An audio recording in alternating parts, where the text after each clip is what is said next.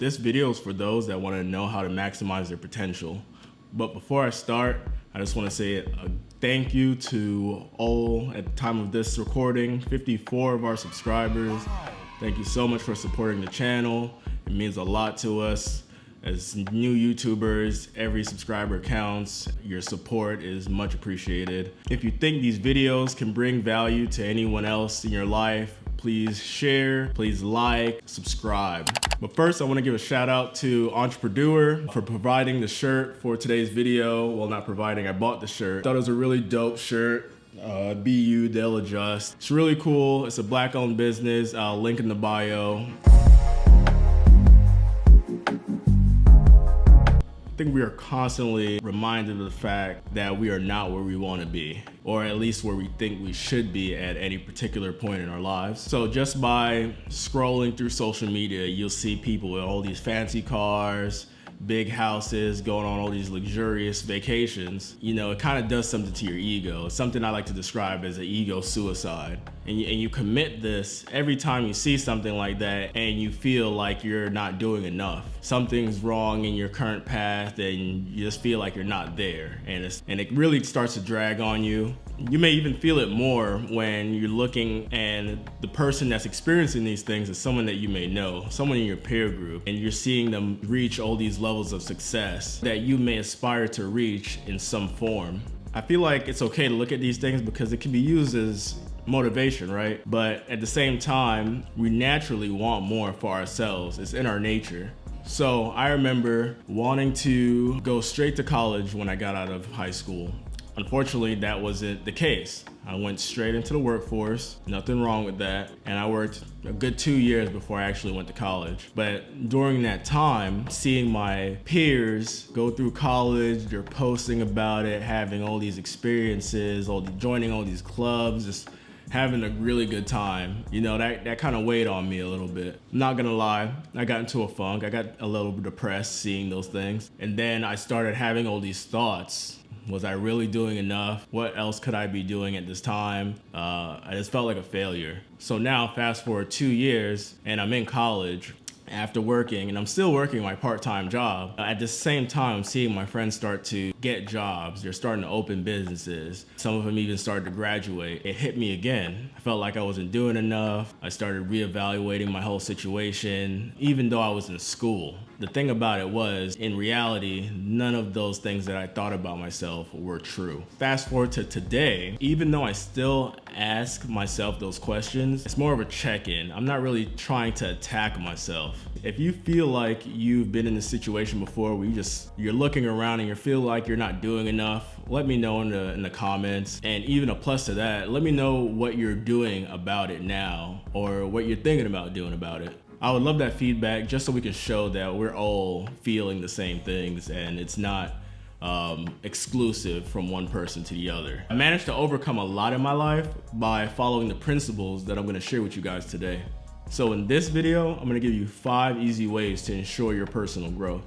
So number 1 is avoid negativity. That sounds easy, right? But it's not. We are constantly bombarded by negative information every single day. And we thought it was bad before, but it's like bad news is clocking in overtime. 2020 is acting like it is here to stay, like it's gonna be 2020 for the next 3 years. Separating ourselves from the negativity is how we are able to be our most productive, open-minded, and caring selves. Words are so powerful, and I feel like even though a lot of people know that fact, it is so easily missed. Our brains are gonna take whatever we give it. If you're constantly around negativity, if you're constantly around negative news, negative friends, negative coworkers, your personality is gonna react in kind. Your brain is gonna see everything through that lens of negativity. Things like reading the news, surfing the web, talking to people that leave you drained, people that don't believe in you, all these things have an effect on you. These things can have effect on your mood, on your motivation.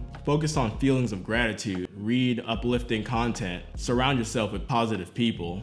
My philosophy is that the environment that we live in has a huge impact on our lives and creates the lens at which we view the world. What I'm saying is be cognizant of what you're allowing to be fed into your mind, because you never know how something can affect you subconsciously. And then when you get up and you go about your day, subconsciously, you're gonna have that in the back of your mind, and then any little thing can possibly tick you off.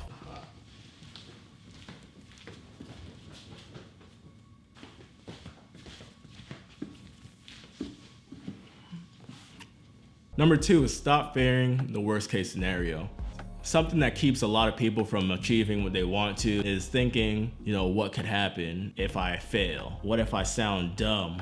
What if they don't like me? What are people gonna say about me if I start this, if I do this, if I say this? Sometimes folks don't even make it that far. They automatically dismiss it. As soon as they see something, they're like, can't do that, no. Like for me, when I was learning how to do backflips, I was like, nope, I'm gonna break my neck. No, that's not gonna happen. And I said that for years. I'm too tall, I'm 6'2", I'm too tall, I can't do backflips. One day, I just realized, is that really true? Can I not do a backflip? Do I not have the ability to do a backflip? Or am I just scared of some preconceived notion that my tallness equates to me not being able to do backflips? Whatever excuse that I had for myself, I fed myself excuses like, oh no, like no one was telling me this. It was my own mind telling me that I wouldn't be able to do something. I went ahead, I learned, and then I started doing backflips. And it was crazy to me to see how something like that I held over my own head for so long was so easily taken down by just going for it. If you're someone that believes words are powerful, then why would you tell those words to yourself? Why would you fuel that disbelief in yourself? It's so self-defeatist to look at something and say that you can't do it even though you've never tried it. Take a moment to realize that in any given situation, there is a potential for a possible payoff. When you can envision that positive payoff, let that be your cornerstone as to why you were doing it in the first place. Look at it this way. If we lived in a multi-dimensional universe, there was a different version of you in each dimension. And at the end of your life, you get to be in the room with all your previous selves or all your other selves, and you get to talk about, how the experience was in everyone's life. So you get to ask questions like, oh, well, what did you do? There's a version of yourself that is the most successful. Everyone's going to him or her and asking, hey, what did you do? How did you make it? How did you have this wonderful life? And pretty much all they tell you is, I just stopped letting fear get in the way. When I wanted to do something, I just did it. Wouldn't you want that version to be you? So number 3 hits home for me, and I think it hits home for a lot of people. It is to stop self-reflecting and not taking action. We get to the point where we start looking at ourselves and start to question the moves that we're making. We get in our heads, start having all these negative thoughts again, and we get into a funk. You let that ride for a little bit, and then you just kind of get over it, and then it's business as usual. Taking that first step at looking at ourselves and realizing these things that we want to change, I think is a feat within itself. But why stop there? You could be so much more powerful if after you recognize that issue, you actually did something about it. If we did that, we could improve our career and finances, our physical health, our relationship with others, or our relationship with the greater power. For example, I did some self-reflection and I realized that my job was something that I wanted to change when I was considering switching jobs. So I started formulating plans on what it would potentially take for me to get there. If you'd like me to talk more about how I went about doing that, please let me know in the comments. That's a process within itself. I would love to break it down for you guys in another video. One of my favorite quotes is preparation plus opportunity equals success. So number 4 is stop letting getting it right the first time get in your way. No one wants to be labeled as a failure. We're not supposed to like hard times, rejection, dismission. But if we ask ourselves, what were the circumstances surrounding those times where we face rejection, it tends to normally be in the face of trying something new. There are still things that I've wanted to do and still want to do that could potentially be really good should I succeed, but it sucks to start from scratch. So going back to my job situation, I did end up getting a new job earlier this year. What happened was there are a lot of new things that I had to learn to be able to do my job. The fear of not doing something right the first time is scary, especially in such a new environment like how I was, because you want to show your manager that you're as advertised, that you're worth your salary, that the company's getting what they paid for. What I had to keep in mind was a lot of highly successful people didn't start that way. Successful people often scare themselves into starting their work. However, what I've learned is successful people don't worry about getting it perfect. They worry about being able to show up